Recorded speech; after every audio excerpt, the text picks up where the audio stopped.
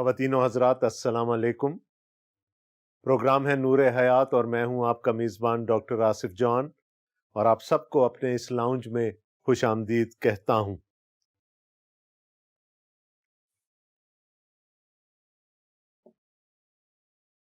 दोस्तों, पिछले प्रोग्राम में हमने मुक़द्दस लूका के इंजीली बयान के 5वें बाब का मुतालिया ख़त्म किया था और आज हम 6ठे बाब में दाखिल हुआ चाहते हैं। यस्सु की गलीली खिदमत का शुरू है, लेकिन 5वें बाब तक आते आते एक चीज वाज़े होकर सामने आ गई कि वो जो मुरव्विजा मजहब है, वो जो मुरव्विजा यहूदियत है, जिसको यहूदियत कहा जाता है, जिसका कोई ताल्लुक खुदा की दी हुई शरीयत से नहीं है, जिसका कोई ताल्लुक खुदा के कलाम से नहीं है, वो मजहब सरासर बुजुर्गों की रवायात पर चल रहा है। उसका और खुदावंद यस्सु मसीह की लाई हुई तालीम का आपस में कोई मेल नहीं, उनमें आपस में किसी किस्म की कोई मुताबिकत नहीं है। और 5वें बाब के आखिर में हमने खुदावंद यस्सु मसीह को ये कहते हुए सुना कि नए कपड़े का पैबंद पुरानी पोशाक में नहीं लगाया जा सकता, ना ही नई मै को पुरानी मशकों में भरकर रख सकते हैं। नुकसान है, दोहरा नुकसान है। लेकिन खुदावंद यस्सु मसीह ने इंसानी नफ्सियात के एक बहुत ही अमीक पहलू की तरफ भी इशारा कर दिया कि वो तालीम जो बचपन से हमारे कानों में उतारी जाती है, वो नजरियात जो हम अपने बचपन से इख्तियार कर लेते हैं, उनको छोड़ना आसान नहीं होता। लोग कहते हैं कि पुरानी मैं ही नई मैं से अच्छी होती है। ये इनकम्पैटिबिलिटी यानी उस जमाने के मुरव्विजा मजहब में और खुदावंद यस्सु मसीह की तालीम में अब हमें आगे बढ़ती हुई नजर आएगी। और इसी इनकम्पैटिबिलिटी की वजह से, इसी मुताबिकत ना होने की वजह से अब हम देखेंगे कि खुदावंद यस्सु मसीह के खिलाफ उस जमाने की मौजूदा रिलीजियस एस्टेब्लिशमेंट कैसे बगावत पर उतर आती है, कैसे मुखालिफत पर उतर आती है, और वो मुखालिफत फिर कैसे गाहे बगाहे बढ़ती चली जाती है और खुदावंद यस्सु मसीह की मौत पर मुंतज होती है। आइए चलते हैं मुक़द्दस लूका के इंजीली बयान के 6ठे बाब में और पहली आयत से पढ़ते हैं। फिर सबत के दिन यूं हुआ कि वो खेतों में होकर जा रहा था और उसके शागिर्द बालें तोड़ तोड़ कर और हाथों से मल मल कर खाते जाते थे। और फरीसियों में से बाज कहने लगे कि तुम वो काम क्यों करते हो जो सबत के दिन करना रवा नहीं। यस्सु ने जवाब में उनसे कहा, क्या तुमने ये भी नहीं पढ़ा कि जब दाऊद और उसके साथी भूखे थे तो उसने क्या किया? वो क्यों कर खुदा के घर में गया और नजर की रोटियां लेकर खाईं, जिनको खाना काहिनों के सिवा और किसी को रवा नहीं, और अपने साथियों को भी दी। फिर उसने उनसे कहा कि इब्ने आदम सबत का मालिक है। ये हमारे खुदावंद यस्सु मसीह की इंजील है, उसके नाम की तमजीद हो, आमीन। हमने देखा था कि बात शुरू हुई थी गुनाहगारों और महसूल लेने वालों के साथ बैठकर खाने पीने से। बात घूमती फिरती हुई रोजे पर चली गई, दुआ पर चली गई। याद रखिएगा कि खुदावंद यस्सु मसीह ने रोजे की निस्बत से तो अपने शागिर्दों का दिफा किया कि जब तक दुल्हा बरातियों के साथ है वो रोजा नहीं रख सकते, लेकिन उसने दुआ के मुतालिक कोई जवाब नहीं दिया, क्योंकि हमारा ईमान है कि शागिर्द यकीनन दुआ करते रहे होंगे। अब बात आ गई सबत पर। एक और कंट्रोवर्शियल सब्जेक्ट है, एक और ऐसा मजमून है कि जिस पर मुख्तलिफ नजरियात पाए जाते थे। खुदा के कलाम का सबत से मुतालिक नजरिया कुछ और था। शरीयत की, नबियों की तालीम सबत के मुतालिक कुछ और थी, और यहूदियों की बुजुर्गों की रवायात कुछ और थी। और वो ये भूल गए कि खुदा ने क्या कहा था, शरीयत क्या कहती है, अंबिया क्या कहते हैं, اور انہوں نے پکڑ لیا ان ساری روایات کو جو ان کے بزرگوں سے ان تک پہنچی تھی۔ سبت کو خدا نے اپنے لیے پاک ٹھہرایا تھا۔ سبت کے ساتھ آرام کا ایک کانسیپٹ ہمارے سامنے آتا ہے، لیکن یہودیوں نے اس کو اس قدر مشکل بنا دیا تھا کہ سبت کے احکام کو پورا کرنا ہی ناممکن ہو کر رہ گیا تھا، حتیٰ کہ خداوند یسوع مسیح کو یہ کہنا پڑا کہ آئے تھکے ماندو اور بوجھ سے دبے سب میرے پاس آؤ۔ کون سے بوجھ سے دبے ہوئے، کون سے تھکے ماندے ہوئے؟ وہ جن کے لیے شریعت کو مشکل بنا دیا گیا ہے، میرے پاس آؤ، میں تمہیں آرام دوں گا، میں تمہیں سبت میں لے کر جاؤں گا۔ اور اس ایک مخصوص سبت پر کیا ہوا؟ پھر سبت کے دن یوں ہوا کہ وہ کھیتوں میں ہو کر جا رہا تھا اور اس کے شاگرد بالیں توڑ توڑ کر اور ہاتھوں سے مل مل کر کھاتے جاتے تھے۔ اور فریسیوں میں سے بعض کہنے لگے، تم وہ کام کیوں کرتے ہو جو سبت کے دن کرنا روا نہیں؟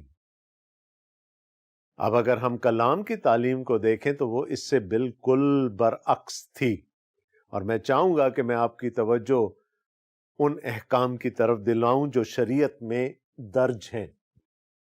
استثنا کی کتاب اس کا 23واں باب اور اس کی 24ویں اور 25ویں آیات میں لکھا ہے، جب تو اپنے ہمسایہ کے تاکستان میں جائے تو جتنے انگور چاہے پیٹ بھر کر کھانا، پر کچھ اپنے برتن میں رکھ نہ لینا۔ جب تو اپنے ہمسایہ کے کھڑے کھیت میں جائے تو اپنے ہاتھ سے بالیں توڑ سکتا ہے، پر اپنے ہمسایہ کے کھڑے کھیت کو ہنسوا نہ لگانا۔ یہ خدا کی طرف سے پروویژن تھی، یہ خدا کی پروردگاری تھی کہ اگر آپ ایک جگہ سے دوسری جگہ سفر کر رہے ہیں اور راستے میں آپ کو بھوک لگ جاتی ہے اور فصل تیار ہے، کھیت کھڑا ہے، تو یہ اجازت تھی کہ جتنی بالیں توڑ کر کھا سکتے ہیں کھا لیں، جتنے انگور توڑ کر کھا سکتے ہیں کھا لیں، لیکن حکم یہ تھا کہ اپنے ساتھ نہ لے جانا ان میں سے کچھ، اتنا نہ توڑ لینا کہ تمہیں برتن کی ضرورت پڑ جائے اس کو ساتھ لے جانے کی، یا ہنسوا نہ لگانا اپنے ہمسایہ کے کھیت میں، یعنی دراتی سے نہ کاٹنا۔ ہاں، ہاتھ سے جتنی بالیں توڑ کر کھا سکتے ہو کھا لینا۔ یہ ایک پروردگار خدا کی اپنے لوگوں کے لیے پروردگاری تھی، مہیا کرنا تھا۔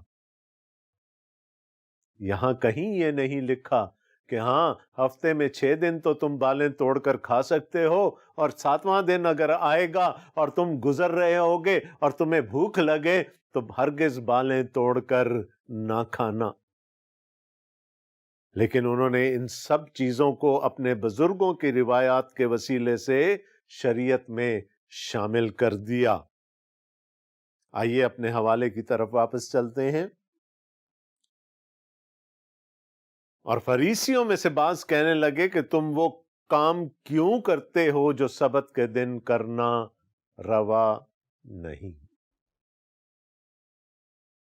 ان کے لیے خداوند یسوع مسیح کے شاگردوں نے سبت کا حکم توڑا تھا۔ کون سا حکم؟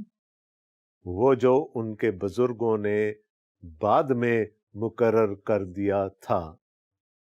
4 گناہ کیے خداوند یسوع مسیح کے شاگردوں نے بالیں توڑنے میں اور کھانے میں، ان کے مطابق، ان کے بزرگوں کے مطابق۔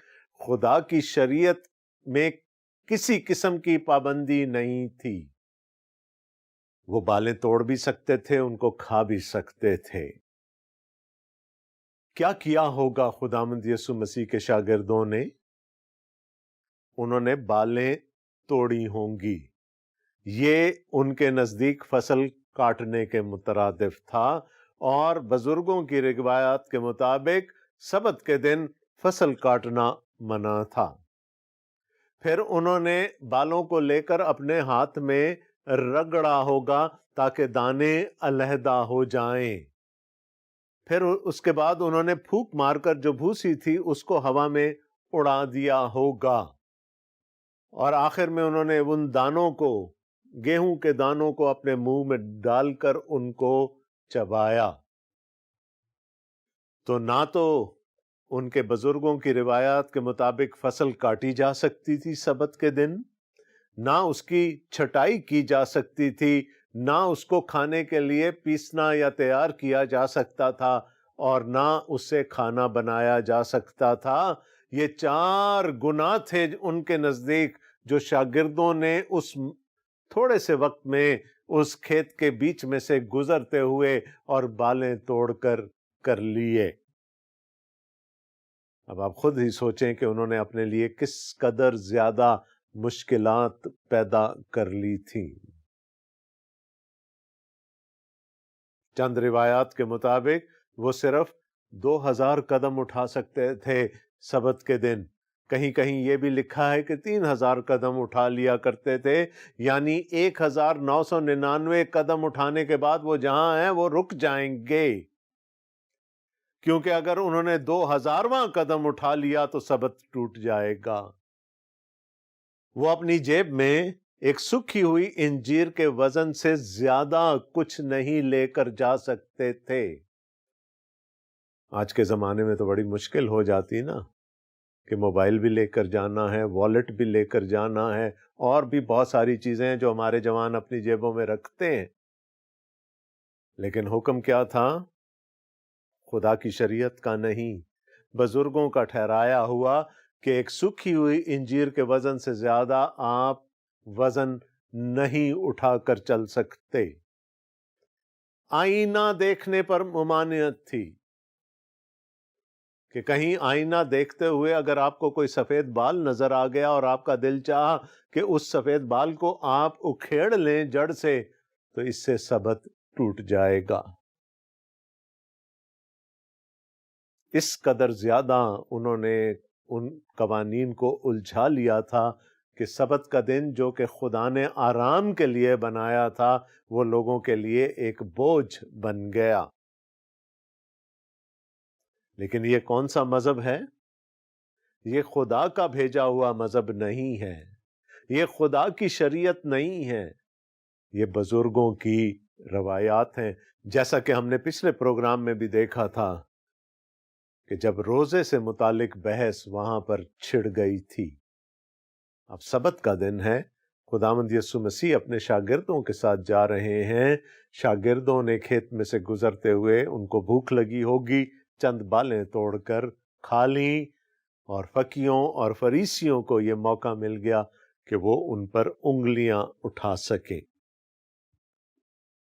اب اگر سفر کرنے کی ممانعت تھی تو کوئی پوچھے کہ یہ فقی اور فریسی یسوع کا اور اس کے شاگردوں کا پیچھا کیوں کر رہے ہیں؟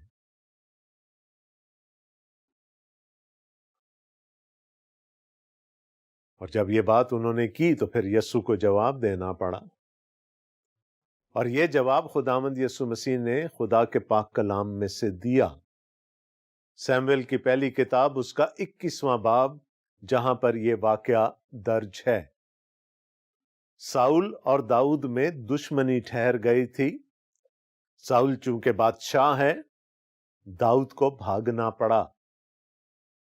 وہ اور اس کے ساتھی جنگلوں میں، بیابانوں میں، صحراؤں میں، غاروں میں ادھر ادھر بھٹکتے پھرے، اور ایک وقت ایسا آیا کہ اس کے اور اس کے آدمیوں کو بھوک لگی، اور داؤد اخی ملک کاہن کے ہاں گیا، اور اس نے اسے کہا تیرے گھر میں جو کچھ بھی ہے کھانے کے لیے، تقریباً 5 گردے آٹے کی روٹیاں ہمیں چاہیے ہوں گی، میرے ساتھ اتنے لوگ ہیں۔ کاہن نے کہا کہ آٹا یا روٹی تو میرے گھر میں نہیں ہے، ہاں خدا کی میز پر سے جو روٹیاں ہم نے اس ہفتے اتاری تھیں وہ میرے گھر میں موجود ہیں، لیکن وہ صرف کاہن کھا سکتے ہیں چونکہ وہ خدا کے لیے مخصوص ہو چکی ہیں۔ آپ کو یاد ہوگا کہ خدا کے گھر میں پاک مکان میں شمعدان اور بخور جلانے کے مذبح کے علاوہ ایک میز بھی رکھی ہوتی تھی، اور اس میز پر ہر وقت 12 روٹیاں पड़ी रहती थी। और ये खुदा की प्रोविजन, खुदा की परवरदिगारी की निशानी थी कि 12 कबीलों के लिए खुदा हमेशा मुहैया करता रहा है और रहेगा। हर हफ्ते ये रोटियां तब्दील की जाती थीं, और जब तब्दील कर ली जाती थीं तो पुरानी रोटियों को काहिन खा लिया करते थे। अब किसी आम आदमी को ये रोटियां खाने की इजाजत नहीं थी, लेकिन दाऊद और उसके लोग चूंकि भूखे थे, इसलिए दाऊद ने अहीमलेक से कहा कि वही रोटियां मुझे दे दे। अहीमलेक ने कहा कि अगर तेरे लोग पाक हैं तो हाँ, तुम ये रोटियां खा सकते हो। और दाऊद और उसके साथियों ने वो 12 रोटियां जो खुदावंद की नजर की मेज पर से उतारी गई थीं, वो खाई। कहना क्या चाह रहे हैं खुदावंद यीशु मसीह? कि जब दाऊद को भूख लगी, वो भी तो खुदा का बंदा था, जब उसके आदमियों को भूख लगी तो उन्होंने तो वो काम भी कर लिया जो उनको करना रवा नहीं था, कि उन्होंने जाकर नजर की रोटियां खा ली। दाऊद के लिए तो वहां पर एक ममानियत थी, लेकिन मेरे शागिर्दों के लिए तो कलाम में किसी किस्म की कोई ममानियत नहीं थी। उनको भूख लगी, उन्होंने बालें तोड़ी और उन्होंने खा ली। और इसके बाद खुदावंद यीशु मसीह ने वो एक स्टेटमेंट दे दी जिसको सुनकर वो सब ठठक गए होंगे।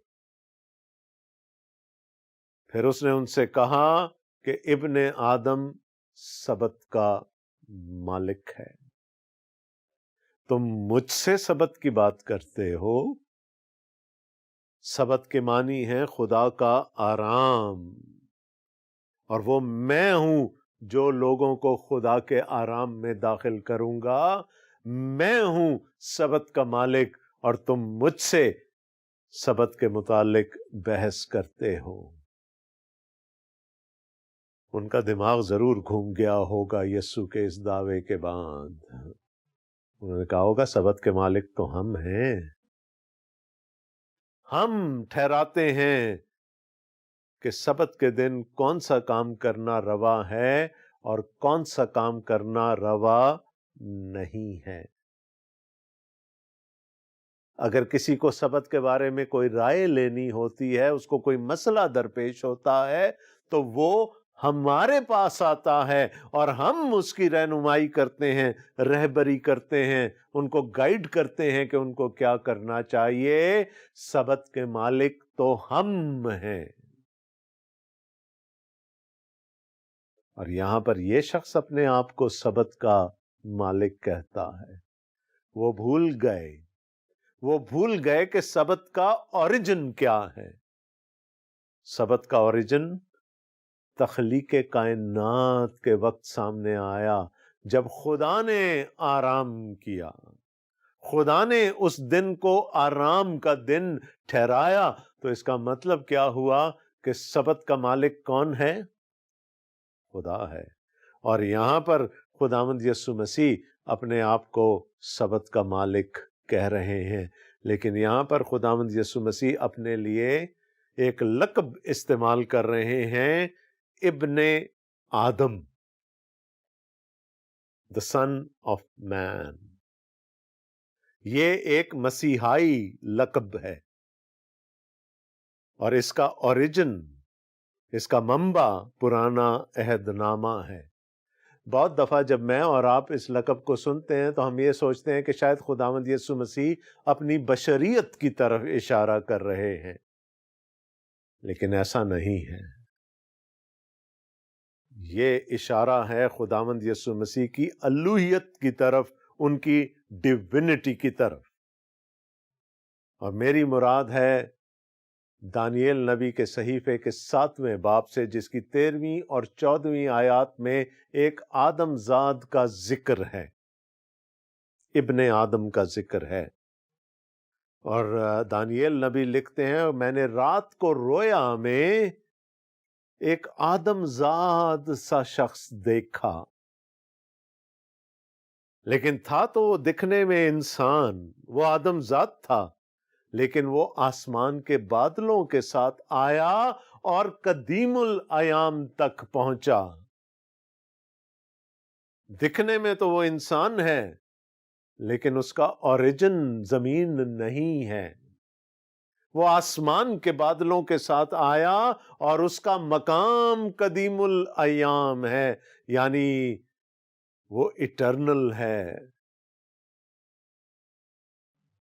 تو وہ انسان نہیں ہے۔ اور پھر آگے دانیال نبی ہمیں بتاتے ہیں کہ پھر ساری حشمت اور شوکت اور سلطنت اور مملکت اس کو دے دی گئی۔ تو جب بھی خداوند یسوع مسیح اپنے لیے ابن آدم کا لقب استعمال کرتے تھے تو اکثر ان کے مخاطبین یہودی ہوتے تھے۔ وہ ان کو بتانا چاہتے تھے کہ میں وہی آدم زاد ہوں، میں وہی ابن آدم ہوں جس کا ذکر دانیال نے کیا تھا، اور میں وہی آدم زاد ہوں جو اپنی ذات میں الوہیت رکھتا ہے، جو آسمان کے بادلوں کے ساتھ آیا اور قدیم الایام تک پہنچا۔ اب تو چیزیں تھوڑی اور زیادہ ہیٹ اپ ہو گئی ہیں نا۔ یہ شخص تو روزے کے بارے میں ہماری تعلیم کو نہیں مانتا، یہ شخص تو سبت کے بارے میں بھی ہماری تعلیم کو نہیں مانتا، یہ مسیح نہیں ہو سکتا، اگرچہ کہ اس نے اپنے لیے ابن آدم کا لقب استعمال کیا تو بھی ہمیں شک ہے کہ یہ مسیح نہیں ہے۔ اب ایسا لگتا ہے کہ خداوند یسوع مسیح جان بوجھ کر جلتی پر تیل ڈالنے کا کام کر رہے ہیں، وہ اور انسٹیگیٹ کرتے ہیں اس ریلیجس اسٹیبلشمنٹ کو، اور اگلے واقعے میں ہم دیکھیں گے کہ کیا ہوا۔